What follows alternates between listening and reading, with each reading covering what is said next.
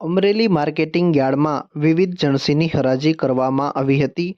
ખેડૂતોને સારા ભાવ મળી રહ્યા છે, પરંતુ મગફળી અને કપાસના ભાવમાં સામાન્ય વધઘટ થઈ રહી છે। આજે કપાસના 1465 રૂપિયા સુધીના ભાવ બોલાયા હતા, જ્યારે મગફળીના 1250 રૂપિયા સુધી ભાવ નોંધાયા હતા। અમરેલી માર્કેટિંગ યાર્ડમાં આજે સફેદ તલનો ભાવ 1450 રૂપિયાથી લઈને 2795 રૂપિયા સુધી રહ્યો હતો। સફેદ તલના ભાવમાં એક દિવસમાં 50 રૂપિયાનો વધારો નોંધાયો છે। આ સાથે જ કાળા તલના ભાવ 3940 રૂપિયાથી લઈને 5000 રૂપિયા સુધી રહ્યા હતા। તેના ભાવમાં 25 રૂપિયાનો ગઈકાલની સરખામણીએ ઘટાડો નોંધાયો છે। અમરેલી માર્કેટિંગ યાર્ડમાં વિવિધ જણસીની આવક થઈ હતી। કપાસના ભાવમાં 5 રૂપિયાનો સામાન્ય વધારો થયો હતો, જ્યારે મગફળીના ભાવમાં 25 રૂપિયાનો વધારો આજે નોંધાયો છે। આ સાથે જ કપાસના એક મણના ભાવ 1465 રૂપિયા સુધી બોલાયા હતા। અમરેલી માર્કેટિંગ યાર્ડમાં વિવિધ જણસીની આવક થઈ હતી, તેમજ ખેડૂતોને ભાવ પણ સારા મળ્યા હતા। અમરેલી માર્કેટિંગ યાર્ડમાં આજે ચણાનો પ્રતિ મણે ભાવ 860 રૂપિયાથી લઈને 1304 રૂપિયા સુધી રહ્યો હતો।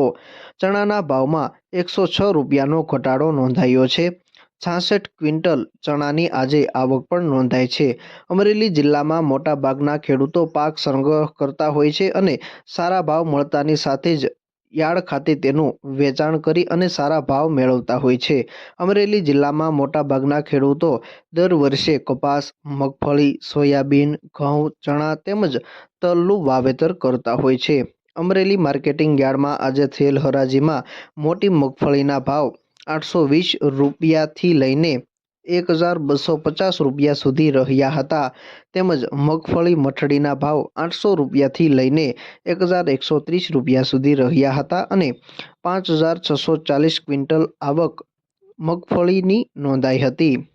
અમરેલી માર્કેટિંગ યાર્ડમાં કપાસની જણસીની હરાજી કરવામાં આવી હતી, જેના ભાવ પ્રતિ મણે 900 રૂપિયાથી લઈને 1465 રૂપિયા સુધી રહ્યા હતા। અમરેલી માર્કેટિંગ યાર્ડમાં 841 ક્વિન્ટલ કપાસની આવક નોંધાઈ હતી। માર્કેટિંગ યાર્ડમાં સોયાબીનની પણ આવક નોંધાઈ હતી। સોયાબીનના ભાવ 530 રૂપિયાથી લઈને 829 રૂપિયા સુધી બોલાયા હતા, તેમજ 949 ક્વિન્ટલની આવક નોંધાઈ હતી। આ સાથે જ માર્કેટિંગ યાર્ડમાં એરંડાની પણ 63 ક્વિન્ટલની આવક નોંધાઈ હતી, જેના ભાવ 1169 રૂપિયાથી લઈને 1191 રૂપિયા સુધી રહ્યા હતા, તેમજ જીરુના 48 ક્વિન્ટલની આવક નોંધાઈ હતી, જેના ભાવ 1650 રૂપિયાથી લઈને 4500 રૂપિયા સુધી પ્રતિ મણે રહ્યા હતા। જીરુના ભાવમાં ગઈકાલની સરખામણીએ 130 રૂપિયાનો ઘટાડો આજે નોંધાયો છે।